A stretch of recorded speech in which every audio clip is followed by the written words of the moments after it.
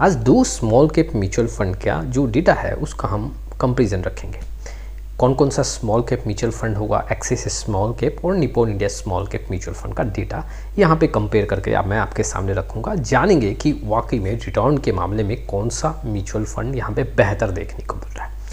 Risk का parameter भी देखेंगे कि रिस्क के अकॉर्डिंग जी हाँ यहाँ पे कौन सा म्यूचुअल फंड काफ़ी स्ट्रॉन्ग देखने को मिल रहा है, डाउन साइड प्रोटेक्शन स्ट्रॉन्ग कहाँ है और रिटर्न के मामले में कहाँ आंकड़े सबसे मजबूत देखने को मिल रहे हैं। चलिए शुरुआत करते हैं। लेकिन आप में से बहुत ऐसे इन्वेस्टर हैं को पोर्टफोलियो रिव्यू और डिज़ाइन को लेकर प्रॉब्लम है, डिस्क्रिप्शन बॉक्स में आए डिटेल चेक करें और व्हाट्सअप नंबर के थ्रू हमारे साथ जुड़ सकते हैं। सबसे पहले मैं यहाँ पे रिटर्न से शुरुआत करूँगा और उसके बाद हम रिस्क के पैरामीटर को समझेंगे। सबसे पहले लमसम रिटर्न का यहाँ पे कंपेयर करते हैं कि exactly axis small cap, Nippon India small cap में लमसम रिटर्न कैसा है और इन दोनों म्यूचुअल फंड के बीच में जो रिटर्न देखने को मिल रहा है वहां पे सबसे ज्यादा लॉन्ग टाइम शॉर्ट टाइम में किसका पल्ला भारी देखने को मिल रहा है।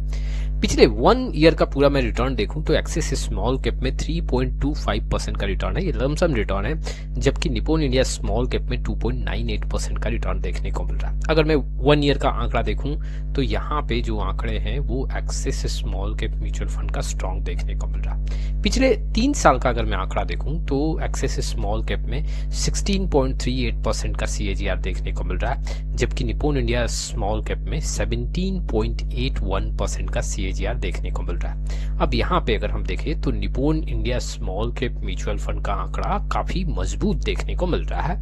वहीं पे 5 साल का CAGR अगर मैं देखूं तो 17.04% एक्सिस स्मॉल कैप में, जबकि निप्पॉन इंडिया स्मॉल कैप में 20.05% Nippon India small cap mutual fund यहाँ भी स्ट्रॉन्ग देखने को मिल रहा है।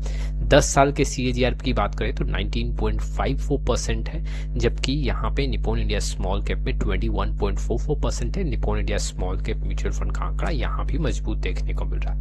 सिंस लॉन्च अगर मैं CAGR की बात करूँ तो यहाँ पे 22.47 एक्सिस स्मॉल कैप फंड में और यहाँ पे 23.88% Nippon India small cap fund में। Nippon India small cap mutual fund 3 साल, 5 साल, 10 साल और सिंस लॉन्च का जो CAGR है वो स्ट्रॉन्ग देखने को मिल रहा है। सिर्फ 1 साल के बेसिस पे यहाँ पे लमसम रिटर्न का आंकड़ा देखें तो axis small cap mutual fund यहाँ पे बेहतर देखने को मिल रहा है रिटर्न के मामले में। SIP की बात करते हैं कि SIP में axis small cap, Nippon India small cap का आंकड़ा कहाँ सबसे ज्यादा देखने को मिल रहा है। अगर इन दोनों म्यूचुअल फंड के बीच में पिछले 1 साल का SIP रिटर्न देखें तो एक्सिस स्मॉल कैप में 12.58% है, जबकि निप्पॉन इंडिया स्मॉल कैप में 12.88% है। देखा जाए तो काफी आसपास का आंकड़ा है। 2 साल के आंकड़ों के बीच में अगर हम देखें तो 8.38% एक्सिस स्मॉल कैप में and 6.98% Nippon India small cap mutual fund में आंकड़ा देखने को मिल रहा है। तो अगर यहाँ देखा जाए तो एक्सिस का जो रिटर्न है वो स्ट्रॉन्ग देखने को मिल रहा है, ये SIP रिटर्न है। 3 साल के आंकड़ों के बेसिस पे देखें तो SIP रिटर्न जो है 11.27% एक्सिस स्मॉल कैप में और 10.29% यहाँ पे निप्पॉन इंडिया स्मॉल कैप में देखने को मिल रहा है। यहाँ भी अगर आप देखोगे तो आंकड़े एक्सिस के स्ट्रॉन्ग देखने को मिल रहे हैं।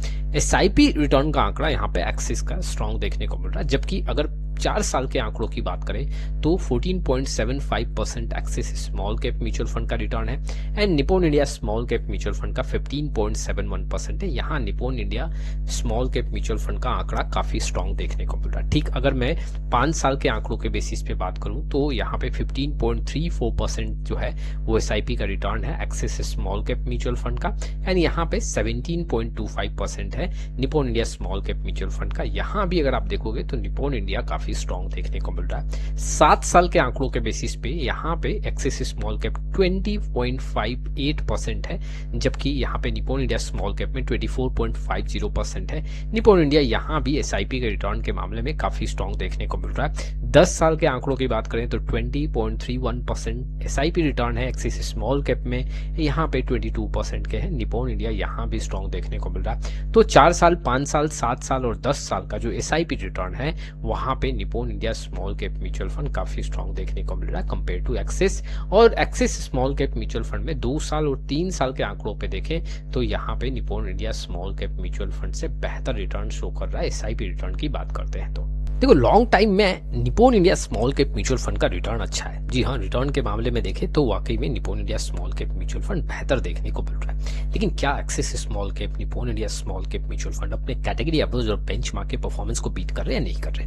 देखो अगर फंड मान लो कैटेगरी एवरेज और बेंचमार्क से बेहतर रिटर्न दे रहे तो वो फंड काफी अच्छा है। लेकिन अगर मैं यहाँ पे एक्सिस स्मॉल कैप और निप्पॉन इंडिया स्मॉल कैप का डेटा आपस में कंपेयर करूं तो data Nippon India small cap mutual fund का स्ट्रॉन्ग है।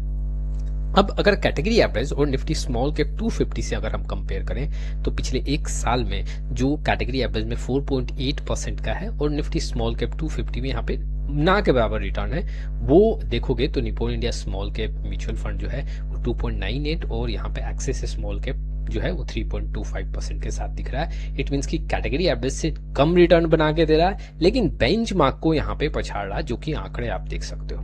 3 साल का आंकड़ा देखूं तो 16.38% है एक्सिस स्मॉल कैप में। अब यहाँ पे देखोगे तो कैटेगरी एवरेज में 16.75% है, तो आंकड़े आसपास है। जी हाँ, दोनों म्यूचुअल फंड के हम कह सकते हैं तो ये कैटेगरी एवरेज को पछाड़ रहे हैं, लेकिन बेंचमार्क से यहाँ पे कम रिटर्न शो कर रहे हैं 3 साल के आंकड़ों के बेसिस पे। लेकिन वहीं पे 5 साल के आंकड़ों पे अगर हम बात करें तो 17.04% एक्सिस स्मॉल कैप में और यहाँ पे निप्पॉन इंडिया स्मॉल कैप में 20% के ऊपर है, जो कि कैटेगरी एवरेज के रिटर्न को भी पछाड़ रहे हैं और बेंचमार्क के रिटर्न को भी यहाँ पे पीछे छोड़ रहे हैं। इट मीन्स कि दोनों म्यूचुअल फंड यहाँ पे कैटेगरी एवरेज और बेंचमार्क से बेहतर दिख रहे हैं। 10 साल का आंकड़ा देखें तो यहाँ पे एक्सिस स्मॉल कैप में 19.54% है, जबकि यहाँ पे निप्पॉन इंडिया स्मॉल कैप में 21.44% है। जबकि अगर आप देखोगे तो बेंचमार्क और कैटेगरी एवरेज दोनों को पछाड़ा ये दोनों म्यूचुअल फंड। सिंस लॉन्च का आंकड़ा देखें तो 22.47, यहाँ पे 23.88%, जो कि कैटेगरी एवरेज और बेंचमार्क से बेहतर देखने को मिल रहे हैं। तो अगर देखा जाए तो दोनों फंड अपने कैटेगरी एवरेज और बेंचमार्क के परफॉर्मेंस को बीट कर रहे हैं लंबे समय में, और ये बेहतर देखने को मिल रहा है। दोनों फंड अपने जगह काफी बेहतर है, लेकिन अगर हम आपस में दोनों म्यूचुअल फंड के रिटर्न को कंपेयर करें तो Nippon India small cap mutual fund यहाँ पे काफी अच्छा देखने को मिल रहा है। हालांकि देखो अगर जो भी इन्वेस्टर एक्सिस में ऑलरेडी पार्टिसिपेट किए हुए हैं तो उनको कंटिन्यू करना चाहिए, लेकिन जो इन्वेस्टर यहाँ पे इन दोनों फंड को चयन करने में काफी कंफ्यूज होते हैं तो इन आंकड़ों से आप यहाँ पे अंदाजा लगा सकते हो। लेकिन देखो रिटर्न के बेसिस पे ही हम सिर्फ बात नहीं करेंगे, हमें रिस्क के पैरामीटर को भी समझना पड़ेगा। चलिए अब रिस्क के पैरामीटर को समझते हैं। रिस्क के अकॉर्डिंग अगर हम बात करें तो जब हम अल्फा की बात करते हैं तो अल्फा जितना ज्यादा होगा फंड के लिए उतना अच्छा है। अल्फा के थ्रू हम समझ सकते हैं कि ये एक्स्ट्रा रिटर्न जनरेट कर सकता है। जी हाँ, जो फंड मैनेजर का स्किल है उसके थ्रू यहाँ पे बेंचमार्क से जो है वो हायर रिटर्न अचीव हो सकता है। जितना ज्यादा यहाँ पे अल्फा होगा, जी हाँ, रिटर्न के मामले में बेंचमार्क से वहां पे ज्यादा आंकड़ा देखने को मिलेगा। अब यहाँ पे अगर देखा जाए तो 0.75 एक्सिस स्मॉल कैप का, जबकि निप्पॉन इंडिया स्मॉल कैप का 2.44 है।